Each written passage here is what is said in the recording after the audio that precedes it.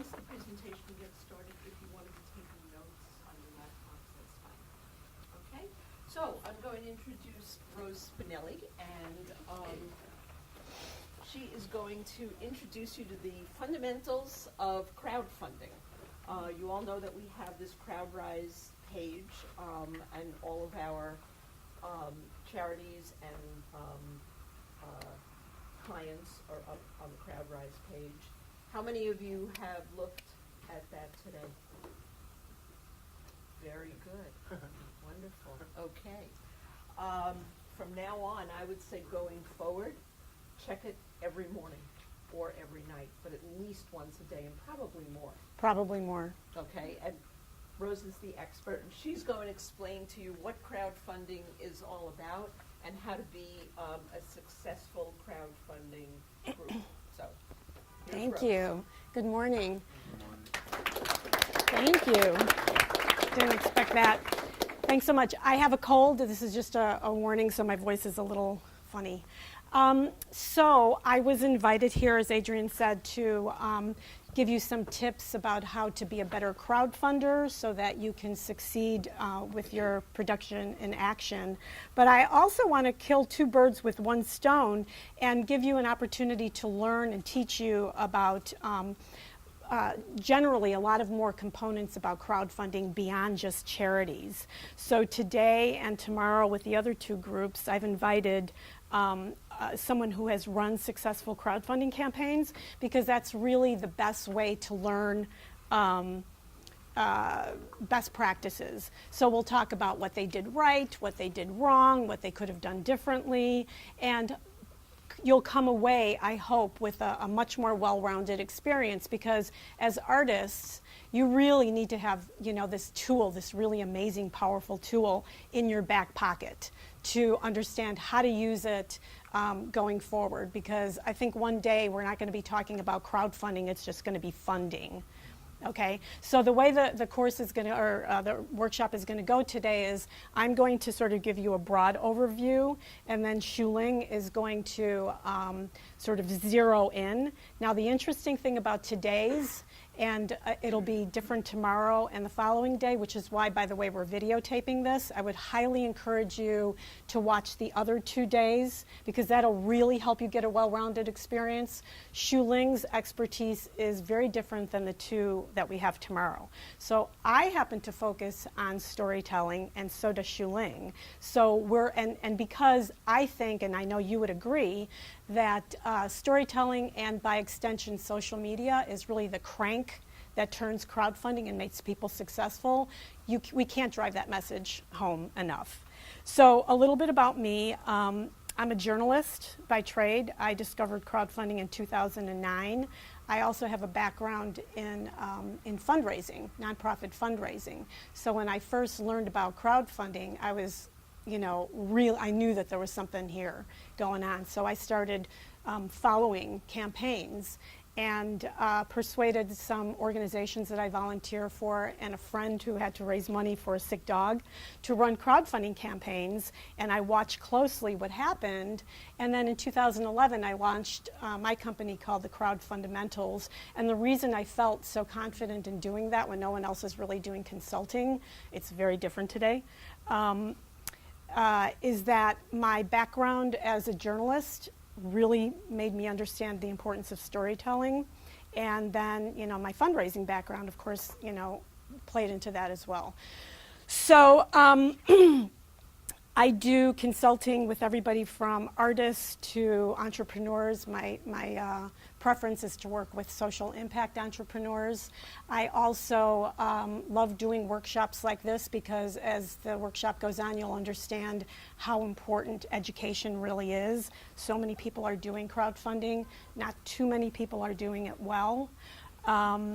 And then also I am on the board of the Crowdfunding Professional Association. So we're an advocacy group, and our primary goals are to create a certification program so that there's no fear of fraud because some people are concerned, all this happens online. It's kind of easy to create a campaign and then walk away with the money. Not really, but there's a perception of that. That's why certification is so important. And the other thing is to create high-level educational materials, because even though there's a lot of information out there about crowdfunding, again, we want, there's some people that are just know better than others how to run crowdfunding campaigns. So, all right, let's get started. I asked Shuling, and she's comfortable with this too, and I certainly am comfortable with, if you have a pressing question while I'm speaking, just feel free to raise your hand, and if I don't see you, you can, say hello. Because I don't want the moment to pass. If there's something that I'm saying in the moment, don't, by the end of it, you might decide not to ask the question. And I really want you to ask this question. We're going to try and make this as interactive as possible, okay? So, who is the crowd anyway? So, the term crowdsourcing became a word actually in 2006. There was a journalist by the name of Jeff Howe who coined the term, and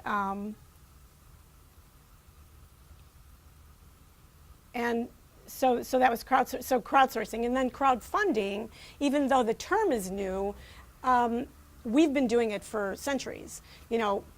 Musicians pass the hat and on the street, and churches tithe. And the most famous example that you may or may not know is that in 1885, Joseph Pulitzer, who was the publisher of a newspaper called The World, raised money for, France had given us the Statue of Liberty, but we needed a pedestal. So he actually used his newspaper to solicit donations for this pedestal. And over 6 months, they managed to, people donated $1 each, and they raised all the money for the platform. And I think it was about $150,000. And that's not bad by 19th century standards. So in 2015, crowdfunding raised $17.25 billion, and that's a growth rate of 82% from the previous year. Now, those are really exciting statistics, right? But I have a few others that I just want to, as a sort of caveat, mention, not to bring you down, but just to give you a little bit of reality. So, Indiegogo and Kickstarter, there are statistics that show that they have 34 to 44% success rates, and they're the two, premier crowdfunding platforms. So there's about 1,000 other platforms globally. I'm sure that the success rate is even lower for those. And today, about 60,000 campaigns get launched every day. Only 40,000 of them only reach 20% of their funding goal. The reason for the failure is, without a doubt, lack of pre-launch preparation. So, but what does the good things about crowdfunding mean for you? It means that, today, average people with dreams feel really empowered to pursue them. And you have a reasonable expectation that you can raise the money that you need for a film that you want to make, or a book, a graphic novel that you want to create, or something, to reach your financial goals using crowdfunding. The safe payment systems that happen in the moment makes it really easy for people to give you money, right? But your job is to capture them in the moment and not have them leave your page without giving you the money. And finally, this is my favorite one, backers feel empowered as co-consumers and co-creators. Crowdfunding has removed all gatekeepers. So we no longer have to buy products from ad agencies that want to sell us things that we don't really think are good, that aren't really good for us. We could choose who we want to support, what we want to support, and what we want to consume. And that's a huge deal. So there are some misconceptions about crowdfunding.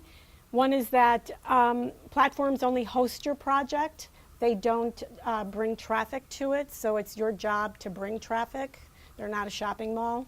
And the other is they don't vet for fraud. We'll talk a little bit more about that later. I don't consider fraud to be a huge problem right now, but a lot of people are concerned about it. In my experience, campaigns that have been fraudulent, they've been outed really quickly, because if you don't discover something, then somebody else is going to discover it. You've got a million eyeballs looking at this thing, and ultimately somebody's going to reveal the problem and put it up on social media. So there have been some fraudulent campaigns, and they've just not lasted long. So how do you appeal to your audience? With crowdfunding, it's all about making connections with your crowd. So communication and engagement are really, really important. So what Adrian was saying before about check once a day, no, you want to check frequently. You want to be in communication. If somebody backs you, you want to be there immediately to thank them, to invite them into your community, all those good things. Excuse me. And I got to stop doing that, because that's going to. So the king of this message of communication is Simon Sinek. Has anybody heard of Simon Sinek? He is an author and a speaker on leadership, and he's got one of the most highest ranked TED Talks ever. I would encourage you to go look at it. He's extremely inspiring. He wrote the book Start With Now, and his famous tagline is, people don't buy what you do, they buy why you do it. So again, like I was saying before, unlike traditional advertising and marketing, where the goal is to sort of cast a spell on consumers, we live in an era where it's okay and actually desirable for people to talk about their challenges, and failures are even considered. You know, you see entrepreneurs all the time writing about how they failed, and that's, you know, sort of a feather in their cap. And crowdfunding is all about transparency and building trust. And so he's got a lot of good tips. And it's especially important in crowdfunding where everything happens online, you know, and people can't actually look you in the eye and say, okay, I trust this guy. So how can I get my audience to respond? This is kind of interesting. Don't beg. There's a really fascinating study that Georgia Tech University did about a year ago, in which they followed about 500, I think they were all Kickstarter campaigns. And what they discovered, they looked at the language and put it through some language meat grinder or something like that, and discovered that words like help, or even $1 will do, those kinds of sort of like begging sort of, you know, is really not the way to go. So you want to be empowered, you want to share all the reasons why people will want to give to your campaign, as opposed to, please help me. What about like the dog commercials? Like you see those sad dogs, like that kind, is that like a good example? Which is the dog commercial? If you donate like a penny or something. For like the ASPCA or something like that? Well, that's interesting. I mean, I can't watch those commercials.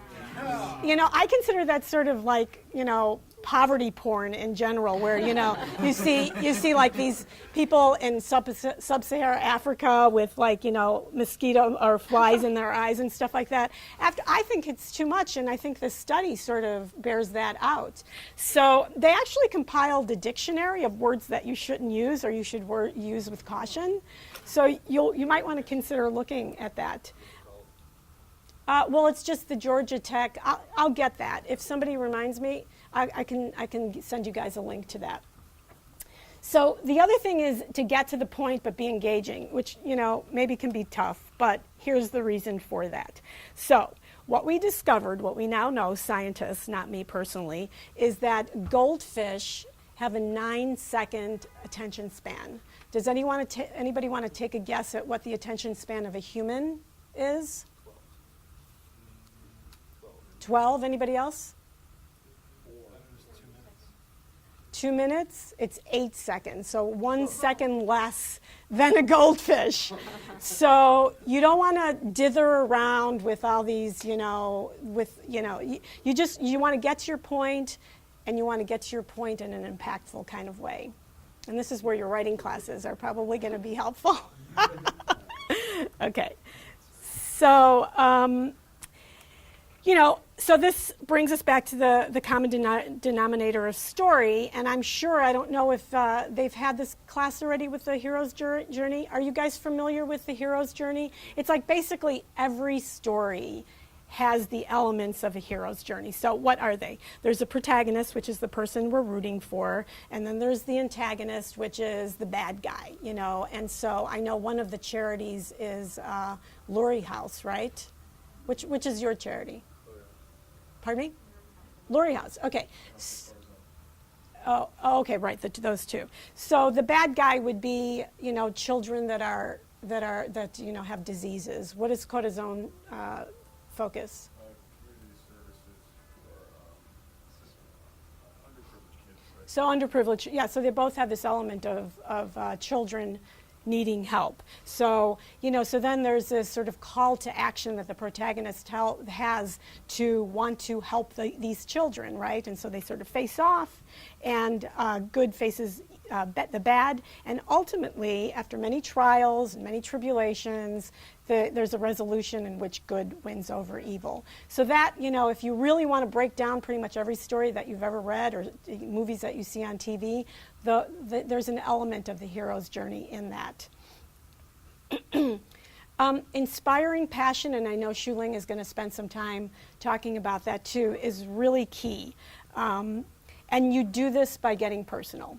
So there's a good reason why, as a journalist, we would always, if you think about reading a news story, it generally starts with one person, say for example, Susie, who has, who got lead poisoning drinking the water in Flint, Michigan, as a way in to talk about this bigger issue of lead poisoning. Because, if you there's so many bad things that are happening in the world that you can't really focus on it unless you could see this little girl who was personally affected by lead poisoning. So, so it's also great for getting media attention, so if you guys, your campaigns I think are going to last for 3 weeks, so I don't think that this applies to you, but down the line when you are going to be pitching journalists or bloggers about something that you want to raise money for, if you can talk about, could be yourself, could be about, if it's a cause-related issue, like in this case, you would really want to personalize it as much as possible.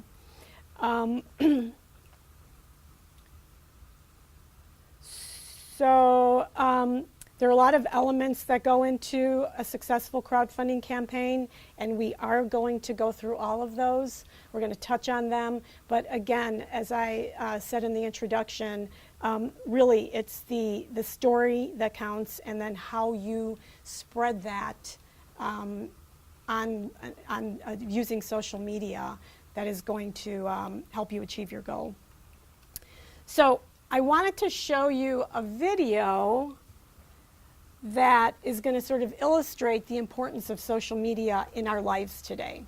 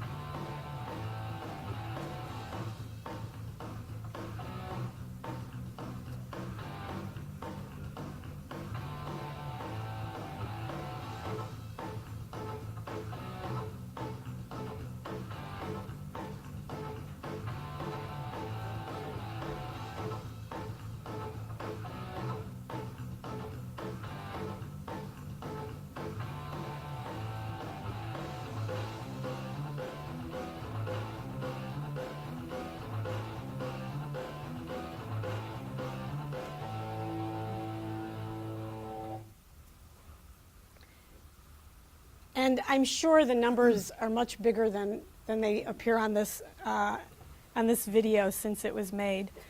What's interesting is that I know we all are, social media is so new when you think about it, right? I mean, Twitter just turned 10 a couple of days ago. And I think that we're all fairly comfortable with using it, talking to our friends or, you know, our cousin that lives across the country that we never get to see. But I find in my experience in working with people, consulting with people who want to crowdfund, is that there's a tendency to broadcast instead of engage. So there's still a lot to be learned. Hi, Killian. There's still a lot to that people have to learn about how to use social media to advance their cause. You don't want to harass people. There's a whole, I mean, I could do, and I have done, a whole course on that alone. But for purposes of where we are here, social media isn't limited to online. I know that young people think that, you know, email is old school, but another study, I've got a ton of studies in my back pocket. They did this, they actually surveyed a lot of journalists, and surprisingly, many of them still want to be emailed. They don't want to get any notifications on Twitter or Facebook about you know, your campaign. So let's do this again. So you can pick up the phone, and you know, I think one of the most underutilized thing is live events. That's why I was thrilled when I heard that you guys are actually going to be doing a live event. That's such a cool way to kick off your campaign, you know, because again, there's so few opportunities to actually look someone in the eye, and you're going to have a great opportunity, so take advantage of that. So you have to get organized. The crowdfunding platforms are so very, very, very easy to launch a campaign that you can virtually do it in a day. But do you want to? No, you absolutely don't. As I said, the biggest problem I always see is lack of preparation, because, you know, unless you tell people that your campaign is there, they're never going to find you amongst those 60,000 people that launch every day. So by the time you launch, you should not only have your strategy in place, but you should also have a plan B for, you know, what if you're getting too much attention, and, you know, how are you going to deal with that? Who's going to respond to all these people so we don't lose them, you know? So you have to have a plan B. And you want to run your campaign like a well-oiled machine. So that means stay focused. And the best way, you guys are very fortunate again, because not everybody has an opportunity to work on a team. But in the future, if you do run a crowdfunding campaign, I would encourage you to find people that really love what you're doing and to try and recruit them to be on your team.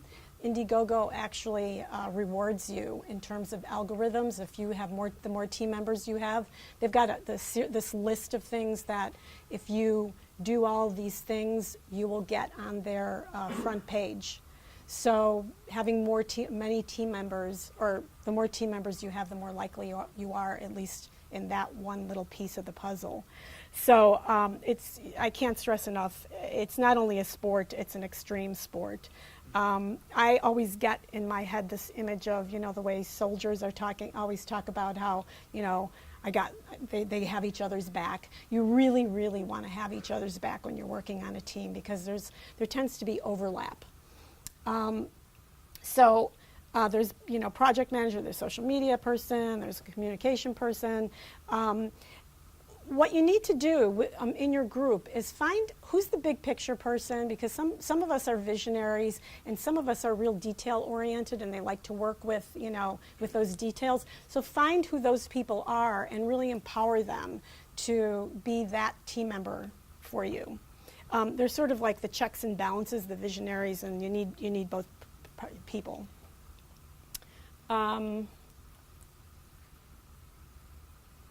So daily management flow. If you're not exhausted at the end of your crowdfunding campaign, you're not doing it right. It really, you know, there's so many details that you need to attend to, and your crowdfunding campaign is a living, breathing organism. And one of the best examples of that is how imagine that this is the life of your crowdfunding campaign. So you tend to, if you're doing it right, and you really should, and I hope we get an opportunity to talk about how to do this, you want to start strong. But inevitably, no matter how great you're doing, you're always going to experience a dip where people start panicking. And that's where you want to know that ahead of time, so you can, what can I do? In your case, you won't be doing this because this is a donation-based, but if you're running a rewards-based campaign, that's your time to pull out a new perk to get people interested. You have to do something to sort of lure people in. Another thing I think, and I don't know, I'm interested to hear what Shuling has to say, is you can run a 60 or 90-day campaign on most platforms, but a shorter, like 30 days, is optimal, because what you don't want is for somebody to look at your campaign and say, oh, I've got 90 days to do this, I'll go back, because they won't go back. So you really want to capture them. So now we're going to, I'm going to pass it over to Shuling, but first I should probably see if anybody does have any burning questions that you didn't think of until this very moment that you want to ask. Yes? What site do you think would be the best one to use? Totally depends on what I find so many people want, because Kickstarter does have a lot of cachet, and you can argue that people do go use Kickstarter as a shopping mall. But what's that? I'm doing it right now. You're doing a Kickstarter campaign? I'm going between GoFundMe and Kickstarter. Very different. They're not too crazy. So is it a cause-based campaign? Why would you? Okay, so I would say products, Let's say like a travel documentary type thing. Where would you go for that? It's possible that Kickstarter, probably not GoFundMe. I would be more inclined to say between Kickstarter and Indiegogo. And the advantage of Kickstarter, so for example, if you can't make your documentary unless you raise $40,000, go with Kickstarter. It's a good way to see if people really want to see this film. If they don't give you money, well, maybe you need to go back to the drawing board and figure out how to tweak your idea. Another good platform could be, especially for films, it could be Seed and Spark, because they let you request for in-kind donations too. So let's say you need a hard drive, people can donate that, or they have like physical things to peg their money to, so they know exactly where the money's going. Seed and Spark, but it's mainly for films. I think it's maybe only for films. For films, yeah. Yeah, and the other interesting thing or important thing when you're going to choose a platform is that, sure, the smaller platforms don't have the notoriety that the bigger platforms do, but they have a lot of support that they give you that you're not going to get in Kickstarter's, like, go do your thing. They'll pull you down if they think you're not following their guidelines in a hot second, but they're not going to warn you in advance that they're going to pull you down. Second question, like as far as that, like let's say someone could decide what if you put your project on 2 sites. Can you imagine all the work that you have to do to run one crowdfunding campaign? Double that. I have no idea. It's a lot of work, and not only that, but you're splitting your audience. So are you gonna send emails to the same people, or and ask them for money on both? It's confusing. So choose one and give it your all. Just so you know, we're already set up to use CrowdRise. Yes, I do know that. What do you think about that one? Well, it's a little different. It actually operates a little differently, and that's why I didn't want you guys just to walk away with I think CrowdRise is terrific. I think they're really great, but they operate kind of differently. It's sort of like a platform within a platform. So you've got these. You guys are raising money for these organizations, right? But you are individuals, or in this case, you're a group. So someone wants to say, for example, a woman who's who had breast cancer. She decides that she wants to do this run and raise money for the organization that really helped her, or the hospital or whatever, while she was running while she was sick. But that's not how other campaigns, I mean, that's not how other platforms operate. So that's why I really wanted you guys to understand how other platforms operate as well. Yeah, I think, and, CrowdRise is one of the better ones in terms of what you guys are doing. And again, what I was saying, they're smaller than Indiegogo, okay, or Kickstarter. They are not small, but look at all the special attention they're giving you. They're putting up your page for you. That kind of support you're not going to get from a Kickstarter or an Indiegogo. So, yes. Just because I know I've been in the presentations before, you talked before about the importance of, kind of starting with a chunk of money if you can support before you really start doing a lot of pushing. Is that still the case? And with a charitable kind of cause like this, is it true that people are more likely to donate to a cause that already has a fair amount of donations? Thank you so much for asking that question. I was trying to figure out where we could slip it in. Yes, it's actually even more so important because of the fact that 60,000 campaigns are launching each day.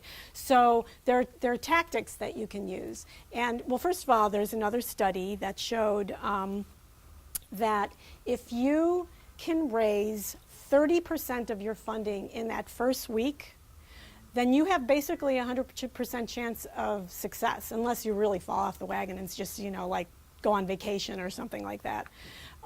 If you raise 20%, it goes down to 90. I mean, if you raise 20%, then you have a 90% rate of a success rate possibility, and then 80, it goes down to whatever's below that. And so that's called the 30% rule. And so what you want to do, one of the tactics that you can use is to not announce to the world at large that your campaign is launching on Tuesday, which happens to be the best day to launch campaigns statistically, but go to your friends, put it up, but be quiet about it, say on Friday, and then go to your friends, go to your family, go to people that owe you favors, go to all those people and say, look, if you're going to give, and I know you will, you need to do it now. Because if people think about it, if you go to a campaign and people are giving money, you're going to go, wow, this campaign's got some buzz, there's action here. And you're going to feel more trust and confidence that your money isn't just going to go down the tubes, So do that, tell your family and friends. And I know one of the CrowdRise campaigns has already made some money. Is it one? Yeah, I mean, that's so smart. Try and keep at that.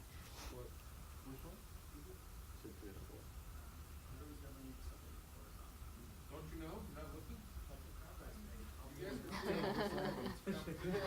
Keep hitting on your friends and family, because it's still, it's not like strangers give to you. That's your first circle, and then it goes outward, but it starts with people that know you.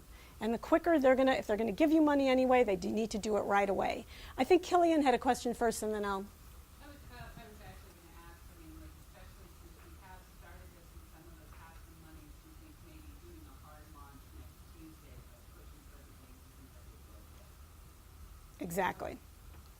Tom? Thinking a successful campaign, what can you expect if something's done, the percentage done in 1 week? Let's just say like 20 or 30% accomplished in 1 week. How long do you expect the campaign to total to last?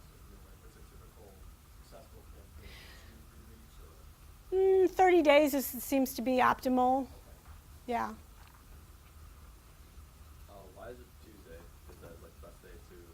It's just from observing, you've got these geeks who are observing all these campaigns, and they just discovered that this is the day.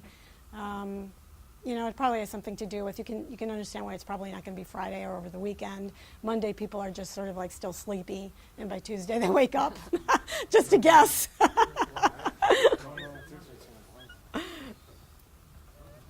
Anybody else?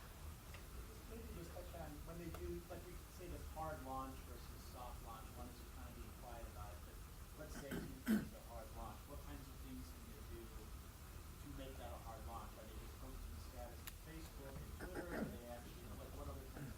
Well, one of the things, and I bet Schuling is going to touch on this too, maybe, I think you are, is you should already have compiled a short list of bloggers or even journalists who have an interest, so you do the research, because you're not going to, the worst thing you can do is just, I got an email from somebody saying, hello, and then in brackets, blank,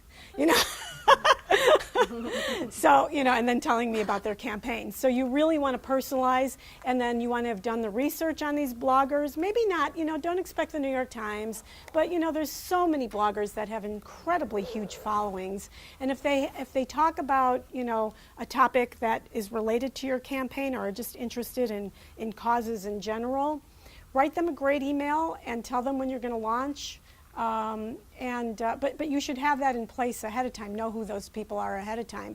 When you get into, for example, people who are raising money for products, what they'll do is they'll send, if they have a prototype, they'll send to their very top tier journalists, they'll send the prototype to them and say, I will give you basically the scoop. So it's called an embargo. No one else can write about it, but you must write about it the day my campaign launches.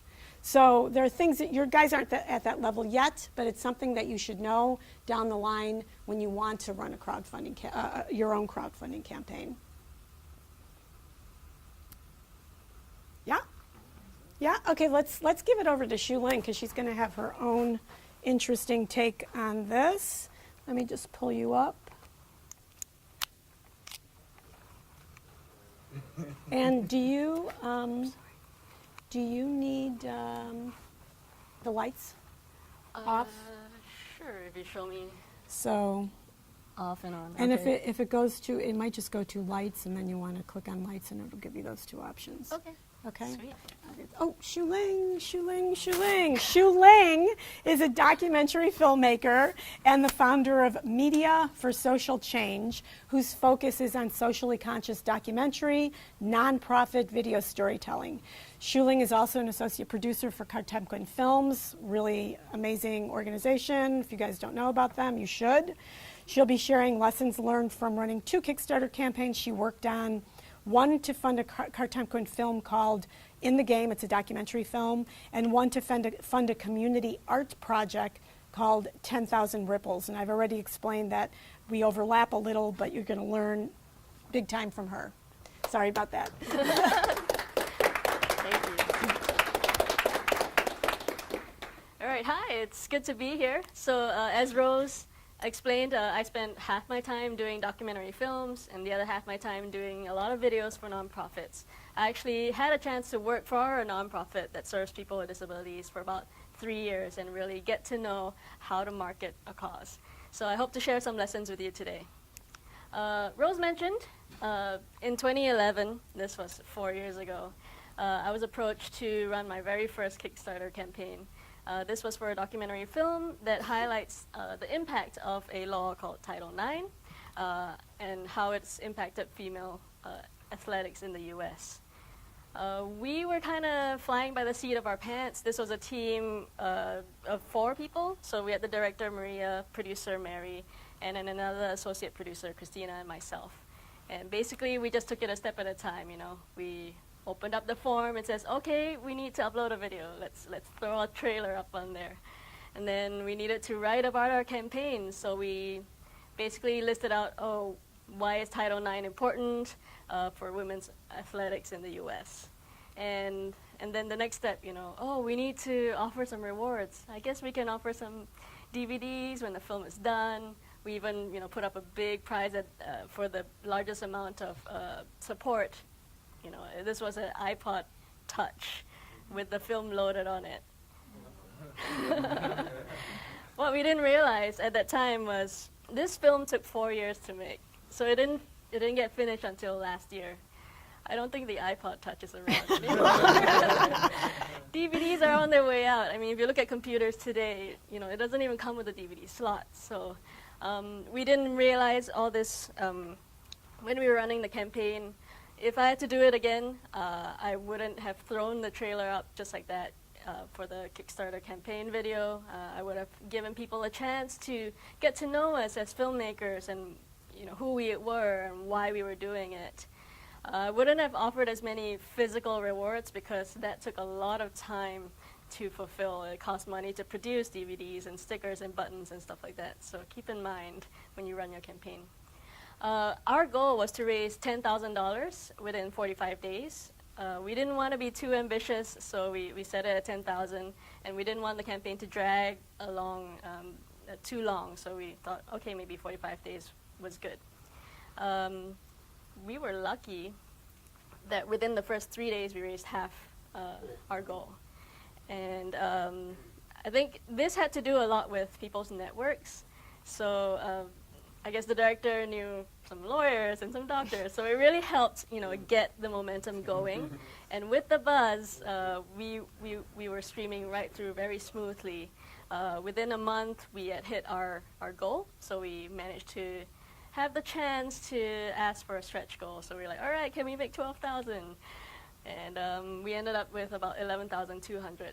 Do you guys know what stretch goals are? Do you want? Stretch goals is if you hit your goal earlier than expected, then you try and, I guess, give incentives to your crowd or to the public to say, all right, can we push it a little further?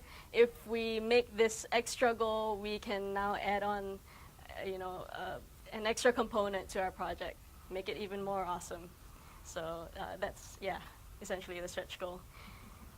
So this went really well. We were pretty happy with the results.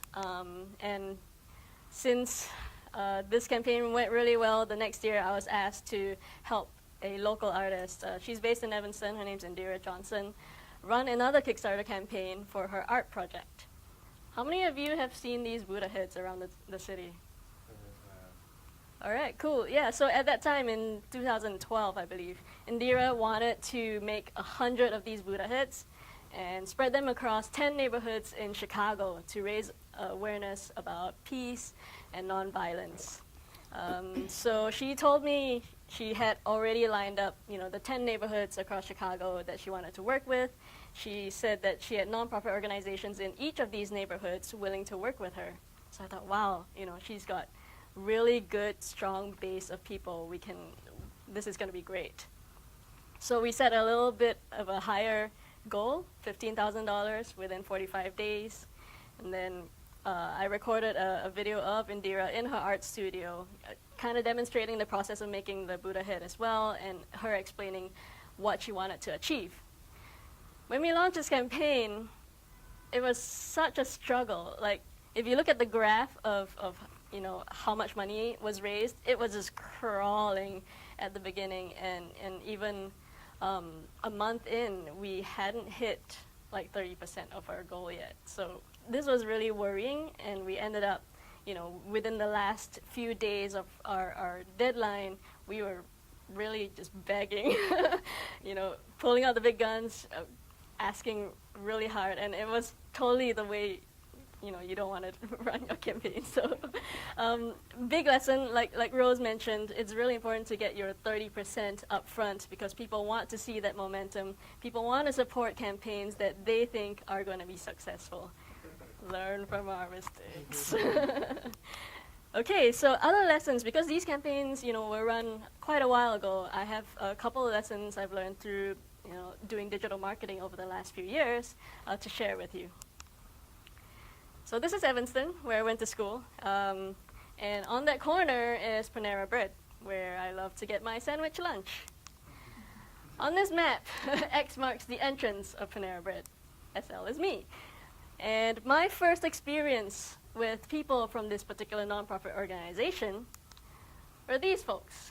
You might recognize them, they've got big smiles on their faces, they're holding these clipboards, and they're going, "Do you have a minute for the environment? Have you heard about climate change?" And if I spot them in the distance, I'd be like, my heart would start to race, and I'd try to figure out, okay, what way can I run to avoid them? Kind of like football practice. But this in real life is interruption marketing. You're getting in my way of getting my sandwich lunch. Online, the same thing happens, interruption. I went through the history of my Facebook timeline to dig this out for you. It's a little embarrassing, but I hope that me doing this, you can learn something from what I did. 2011, I said, please support In the Game, a film I'm associate producing. We need your help to make this film a reality. 45 days to hit our goal in an all or nothing campaign. Please spread the word. Oh my gosh. I mean, at that time, you know, crowdfunding was still kind of new. There was still the novelty of, ooh, what is this Kickstarter thing? But today, you know, campaigns, they sprout out every week. I see a new one on my timeline. Yeah, very often. So this is interrupting my Facebook browsing. And you don't want to do that. So steer away from interruption and move towards permission, where you offer value. And you gain people's trust and gain people's permission to keep communicating with them. A lot of times I get asked the questions how many times should I post on Facebook every day? Or what are the tools I can use to post to Facebook, Twitter, and Instagram at the same time? And, you know, these are good questions, but a lot of times I think we are forgetting the big picture. What we need to know is this, the conversion funnel. Anyone of you seen something like this before? Yeah? No? All right, so let me do a little bit of explaining. Normally, when we first hear about something, we start out at the awareness level. So you kind of go, oh, this charity exists, right? Then you interact with your friend. Your friend says, oh my gosh, I had the best time volunteering for this nonprofit. You got to go check it out. So you kind of move down the funnel towards interest, and then maybe you're exposed to a video from that nonprofit, and you move further down to consideration. Ultimately, your goal is to push people down to take an action, which is to give you money or make referrals for you. People aren't going to go from awareness straight to giving you money the first time they hear from you. And notice that the funnel kind of gets narrower at the bottom, and that's because not everybody who starts out at the awareness level is going to make it to the end. So bear that in mind when you're trying to reach your supporters. So a lot of people, I mean most people, will start out at the awareness level. So when you're designing your content to reach out to people, bear that in mind. How can you draw people in with stories, help them get to know and trust your organization, trust you, trust your band, to move them down the funnel slowly. The other people in your circle who are further down the funnel already would be your family, your friends, and existing supporters of the nonprofit. So these will be your basically your first 30%. So like Rose said, organize them, make sure that they all give at the start of your campaign to give you a strong start. Make sense? All right. Cool. So who here has gone on a first date? Who here has proposed marriage on that first date? You have? How'd that go for you? It worked? Congrats. Well, in most situations, you know, building a supporter base is kind of like developing a romantic relationship. You gotta date before you pop the question. Lesson 2, story first. You can hit people over the head over and over again with how much your nonprofit needs money or why the kids would benefit from your donations. But unless you connect with people emotionally first, all these facts, figures, information, they don't really matter. So you got to guide the heart to move the mind. Guide the heart to move the mind. And to create that emotional connection, you got to start with people first. People connect with other people.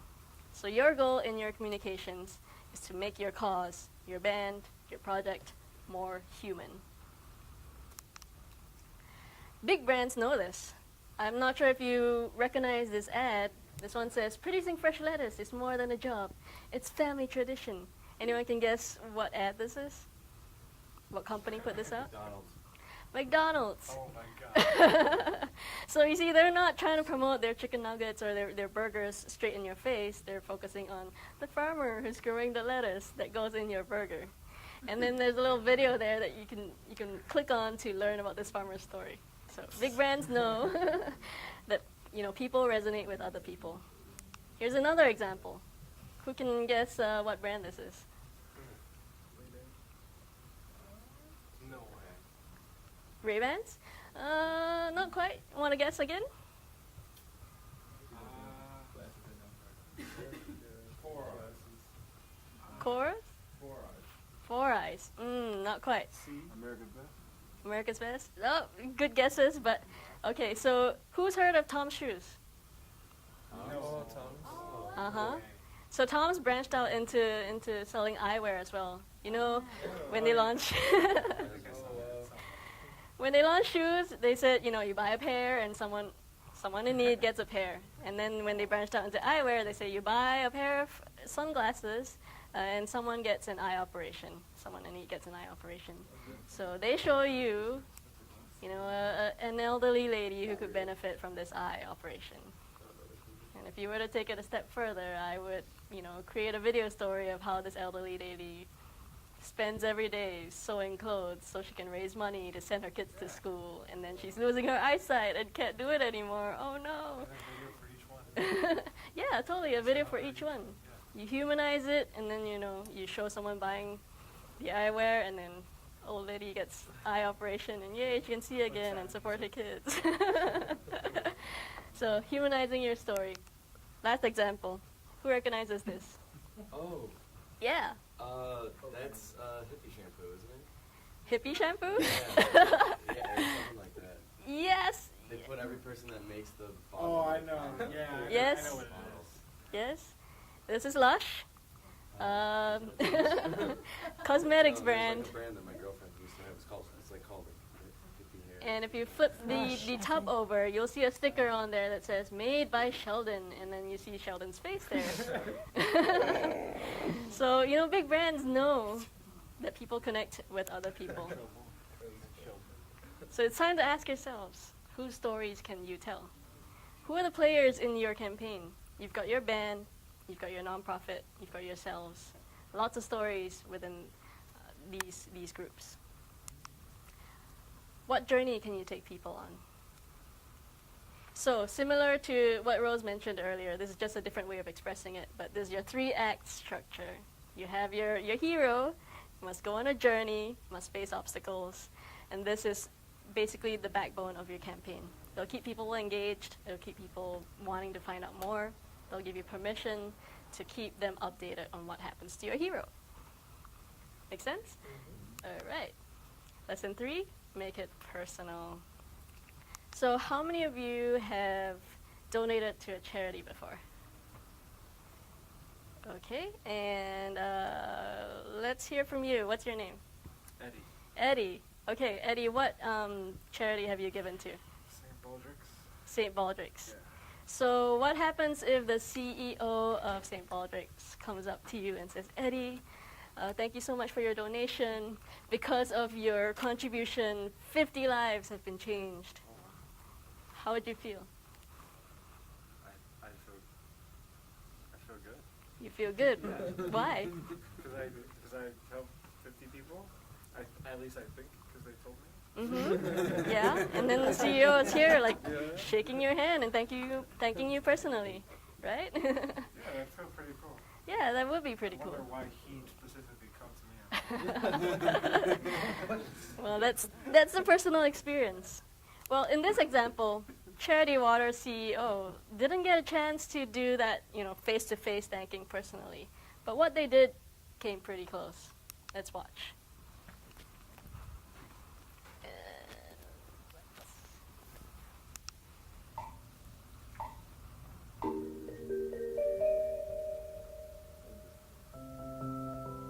What's up, Mackenzie? It's Scott Harrison. I'm the founder of Charity Water. We're the organization that helps bring clean and safe drinking water around the world. And like me, you gave up your birthday. My birthday is actually today. I'm 36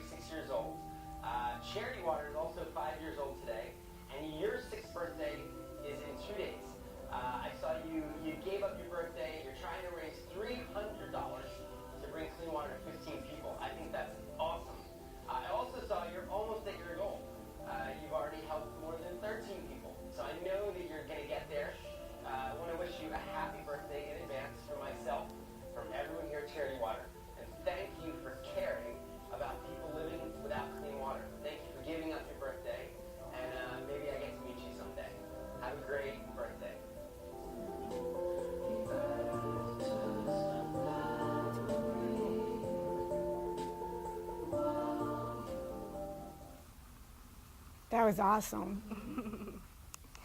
So imagine how 6-year-old Mackenzie felt when she saw this video. You know, it's got her name in it. It's dedicated only to her, Mackenzie. Yeah, and yeah, it was dedicated to one person, but see how many people actually saw the video. Look how many people disliked it though. Who disliked the video? One person. Always that person. Mackenzie didn't like it. Personal enough. She didn't want anybody knowing her age. But yeah, I mean, I think this is a great example. And actually, in this whole campaign, Charity Water created over 240 individual and personalized thank you videos featuring all their staff members. These 240 videos reached over 98,000 people. So I know in the grand scheme of YouTube, you know, where Justin Bieber gets 800 million views, 98,000 isn't that much. But imagine for these people who gave money to Charity Water and got these personalized thank you videos in return. Guess how many friends they told? Guess how many years they kept on giving to Charity Water after? So something to think about. A person who feels valued will always do more than what is expected. Okay? A person who feels valued will always do more than what is expected. Interestingly, I also heard that from Simon Sinek. Another thing to bear in, oh, yeah. I'm sorry, just before you get too far away from it. Yeah. The Charity Water Group, for you students, if you're looking for some ideas on your campaigns, on your other pieces, check them out. They do an awesome job from a charity standpoint of marketing too. One of our other charities that came in actually shared with their PIA class a Charity Water video because they nail it so well. So if you guys are working on your own things, take a look at Charity Water. The social media, the thank you message is one of several things I think that group does. Absolutely, yeah. I highly recommend Charity Water and how they use video. It's awesome. Cool.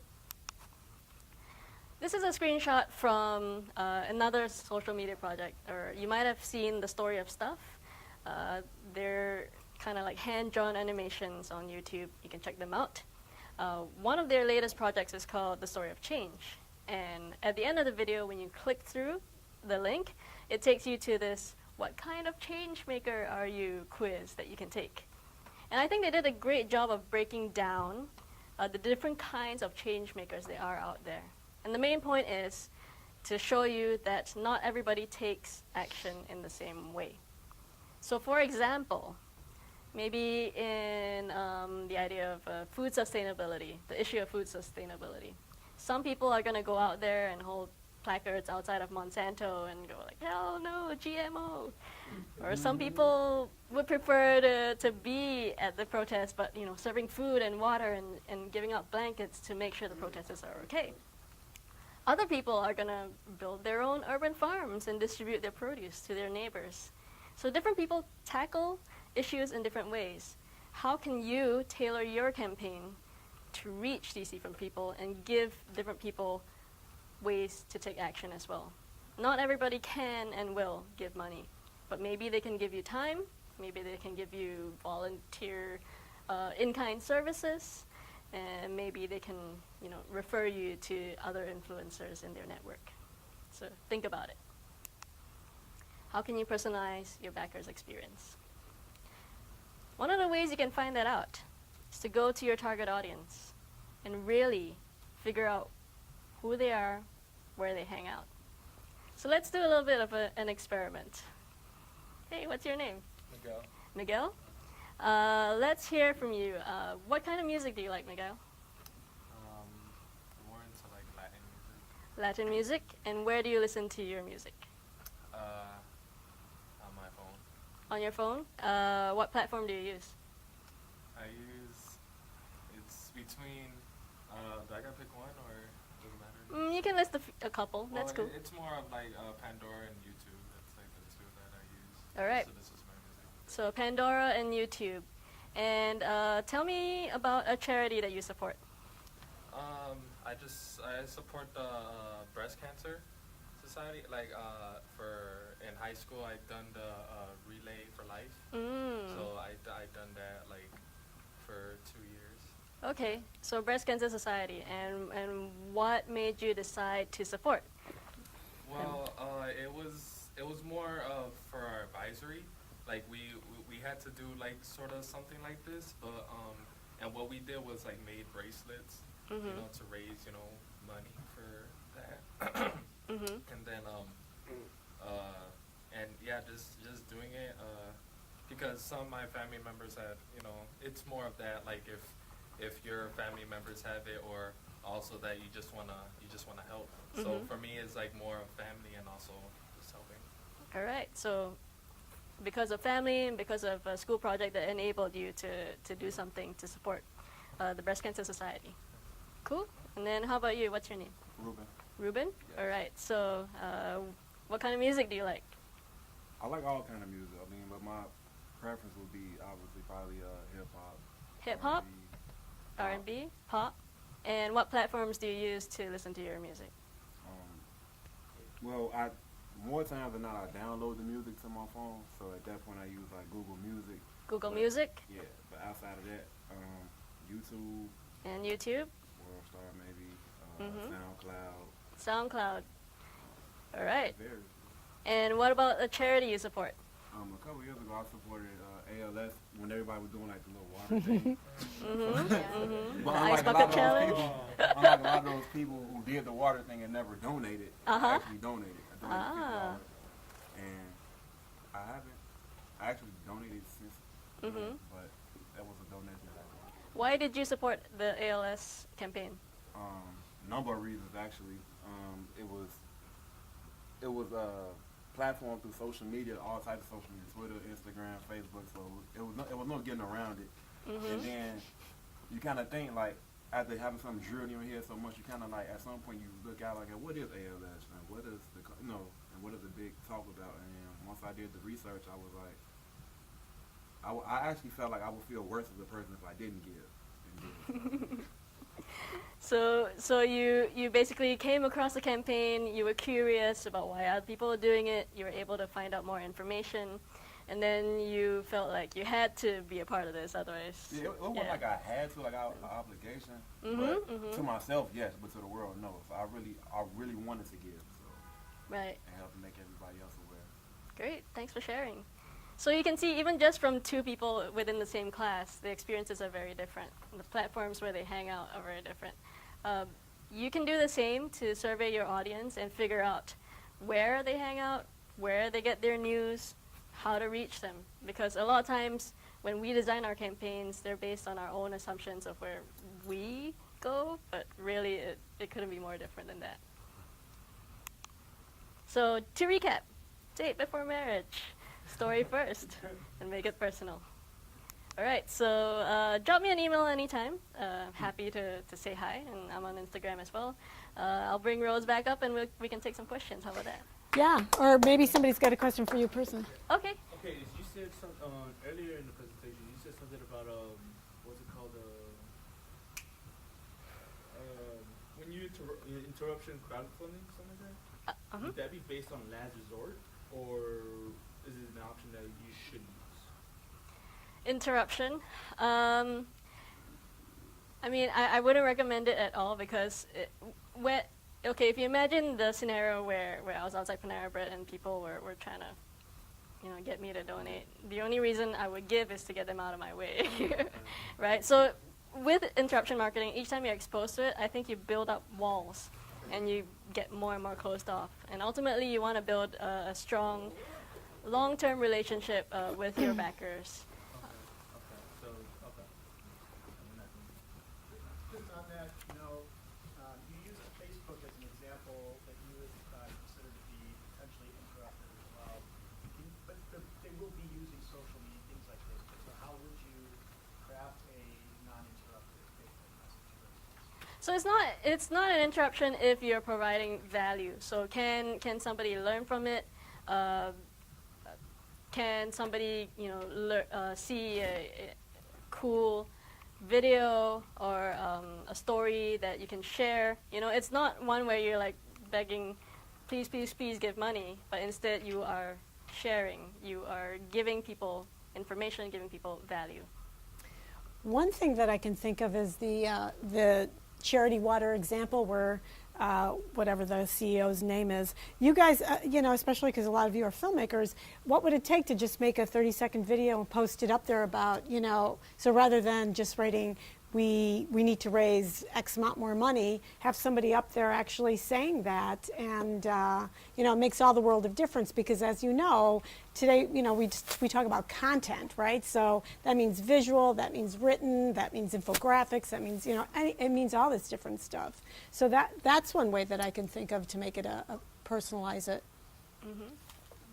When you're saying posting the video and then avoiding the idea of begging, I mean, with posting the video and sharing content, would it be more like, here's what we did, here's some information, these are some things happening, as opposed to we still need money? How carefully do we have to just watch the idea of please donate?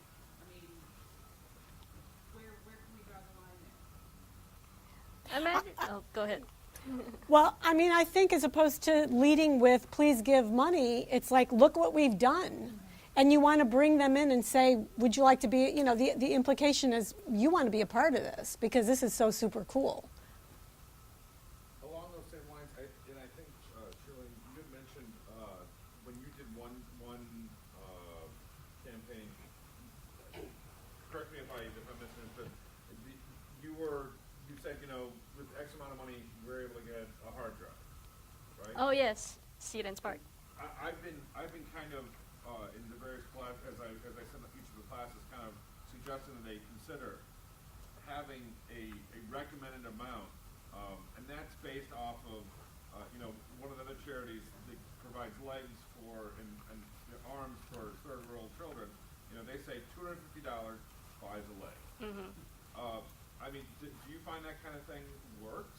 I remember hearing a couple years back, a girl wanted a car for her graduation or something, so she broke out her crowdfunding. $50 buys me a wheel, and $100 buys me, a radio, and that sort of thing. Kind of wheel. Yeah. I mean, do you recommend that kind of approach?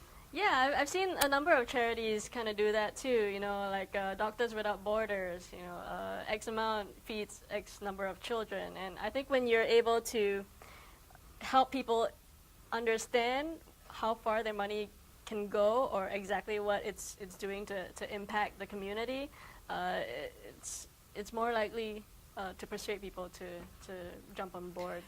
I mean, like a $50 amount, let's say, is that, if you say $50 does something, is that, do you think we're able to get more $50 donations then? The people that were thinking, oh, maybe I'll do 20 or 30, does giving a hard dollar figure, do you see more donations at that figure then? I kind of think it's less about the dollar figure at that point than just, just making people aware that, this is that of what you're doing. I mean, I think about Save the Children is probably one of the first organizations that did this years ago, where you could see the child that if you gave $20 a month or something like that, they'd send you a picture, right? And so it made it real. Yeah, and I did that. I did that when I was in college, yeah, and I was like, I always look forward. I mean, I got letters from this kid, I got pictures. I always thought that was fake. I thought someone was always writing. Well, you're just a cynic, then. $20 a month to support your child. Otherwise, if you have just given 10, 15. Well, I think, I think that's the beauty of crowdfunding, because, again, it's a little bit different in donation, and I should look closely at the CrowdRise page. It's a little bit different in donation as opposed to in reward space. But it's really common practice in reward space to just make a $1 or $5 perk that basically is just saying thanks for being in our community. And and we appreciate that as much as the $200, because you can then turn around and use your social influence to tell other people about what you're doing. And, and the other thing is, it's really important to think of backers instead of, individual donation amounts, because build up those backers. If you get enough, like Joseph Pulitzer, $1, and they reach their goal. You talked about stretching the goal after you reach.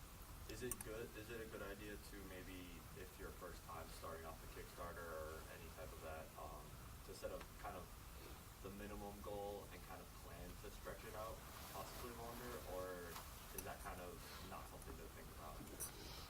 It's really hard to predict, I think, just how much you can get, unless you are an established band or something with a good fan base to begin with.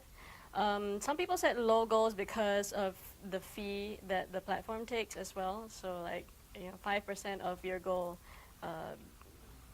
5% of 10,000 is less than 5% of 20. So some people start with a lower goal, and I think more people are more likely to support your campaign if they think that you're going to be successful in hitting your goal. So know your community, know your network, and set realistic goals for what you can hit.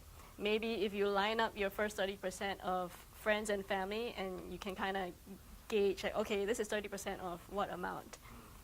I think that could be helpful too.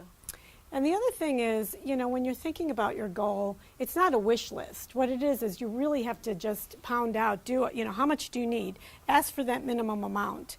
And that looks better psychologically. It works better when people see that you only want to raise $5,000. And great if you raise $5,000. That's when you introduce the stretch goal. But it's a little presumptuous to say, here's, the day you launch, if we reach $20,000, this is what you're going to get. Wait until you're at $19,000, and then you say, we're so close, guys. Here's what we can do with extra money. I noticed when I gave to the charity that I gave to that time, on the website they made it very, very user friendly to make the donation. And I want to know is that usually an issue that do some people or some organizations make it difficult to get to that point? Do they flood you with information and make you not want to do it or overthink it? Or does that play a role in any way, shape, or form? Yeah, in terms of website usability and how few clicks it takes to complete the transaction, research has shown that it not just in donations but in buying products and stuff like that. The easier you can make it, the more likely people are going to complete the transaction and not abandon the cart. That's why I definitely gave. They didn't make it hard. They had a bunch of the highlighted key points. And the donation link right there made it so simple. Yeah, absolutely. And the other thing is keep people on the page. Don't give them links that are going to take them elsewhere. It's true. Yeah. That was the only link too. I think it was just donations. No, the tools to give money are incredibly easy and safe. Hard, I haven't found that experience. Do you remember who? I mean, I can't think of anybody that's off the top of my head, but I know just in general, a lot of websites. Yeah. I mean, since I've been learning more and more about it, about the principles of it, it's just a lot of websites are doing too much. They're doing more work than they have to to not even get the results they're looking for. That's absolutely true. Yeah, and even the amount of personal information you ask for can be a factor as well. People tend to be pretty guarded about that kind of stuff. So strike a balance between how much information you need from your backers. How much time do we have? What time is it now? It's 11:46. So we've got a little bit of time. I wanted to touch on a couple of things. The ALS campaign, which made ridiculous amounts of money, and people were really intrigued by doing this. I don't know why, because it was kind of the winter, wasn't it? When it was. I remember getting a request in the winter. Anyway, it started in the winter. Yeah. They took a big risk because it's not a traditional campaign strategy or fundraising strategy, I should say, because what does ALS have to do with ice, pouring ice over your head, right? But, and that's why what I noticed afterwards were a lot of copycatters They didn't make them anywhere. They didn't make money. So this was this one thing that they did. They took this risk. It really worked because, again, the experience that you described, it was like very personal for you. And then seeing my role models do it, like people, celebrities and stuff that I looked up to, Right. they were doing it. Exactly. Yeah. It became a no-brainer. Big risk they took, and so for the next campaign that wants to be successful, fine if you want to go off book and do something completely not related, but don't do anything that's similar to the pouring ice over your head, because that won't do it. Yeah. The other thing I wanted to talk about, now there's a lot of filmmakers in here, right? And you talked about how in the game you would have done your pitch video differently. Right. Can you remind me and us a little bit about what you did and what you would have done differently? Because I just wanted to. Sure. I mean, at that time we had cut together like a 20-minute demo that we were sending to foundations to apply for grants, and we thought, all right, since we have that, we'll just throw it up there. But that didn't give people any inkling of who we were as a team, why we were the people to make the film, why the issue was important. Yes, they got to see some of the characters who were going to be in the film, but it wasn't tailored to the audience at all. So if I were to do it differently, we would basically allow people to get to know us, the people behind the project. There's really kind of, I'll give you a chance in a second. There's really a very simple formula for pitch videos. And in my experience working with filmmakers is I noticed that it's hard for them to unlearn all that they know about filmmaking, and they want to make like a mini film or something like that, and they never do the formulaic parts, which involves getting to, having yourself be up there, even if it's only for 10, 20, 30 seconds, and saying, hi, this is who I am, and this is why we're doing it. I've seen some of the worst, and by worst, I don't mean production values, I mean content, that have been pitch videos that have been created by filmmakers because they're trying too hard, and they're not able to just say, this is a pitch video, this is filmmaking, I need to make a pitch video here. And then down the line, further down the page, if you want to do a trailer, this is what we've filmed so far, and here's how you can see our progress, etc. That's cool. But pitch video has a really strong formula, so follow it, because otherwise, and you could play, there's tons of room to play within. As far as length, like how long should it be? Because obviously you want it to be short enough to maintain their attention while still being long enough to provide enough information. They used to say 3 minutes. Now I would not say over 2. So what would you say? 2. 2 minutes? 2:15. Well, get rid of all the extra little stuff, because I mean, As a pitch video? in a pitch video, yeah, because you can always add more videos below. You can always explain in the text things that don't make it into the video. So short and sweet. And I know, Adam, did you have a? I remember reading maybe, it sounds like that those kind of non-high production value intro videos that are clearly webcam or even cell phone, actually in some ways appeal to people the most. It feels a little bit more like a real message from somebody. Where when it's a little bit more production, it sometimes can seem that becomes fake. Yeah, I think people who are pitching products, and we're going to see an example of this in one of the project creators tomorrow, but those tend to be higher production values, and so if that's what's happening around you, by all means, follow that lead. But I agree with you. I did a video, anatomy of a pitch video, and we just, what are the basics? You want good lighting, you want good sound, there's a hierarchy of the information that people need to get, and close the deal as much as you can. Yeah, I mean, if you think about the charity water example, that didn't take fancy equipment at all. It was really people connecting with people. So content matters. I thought I had you didn't have a question, right? I think we're probably around noon, yeah? Any other questions, anybody? Any other closing comments? Yeah, there's tons of information that we didn't cover, but we're going to trust me, tomorrow we're going to have two completely different types of campaigners, and the things that we touch on are going to be quite different and overlapping from what we spoke about today. So I would really encourage you to go and take that, the 20 minutes, half hour, whatever it is, to see what other people did. Crowdfunding is changing the world. I mean, I'm not exaggerating when I say it really truly is changing the world. And you guys are digital natives. You need to understand that the things that things that you know how to use, like social media and stuff, you need to apply it just by learning a little bit more about what's going on, the specifics, that you can really use it to raise money for your future projects. So thanks for coming out, guys. Thank you. Best of luck in your campaigns.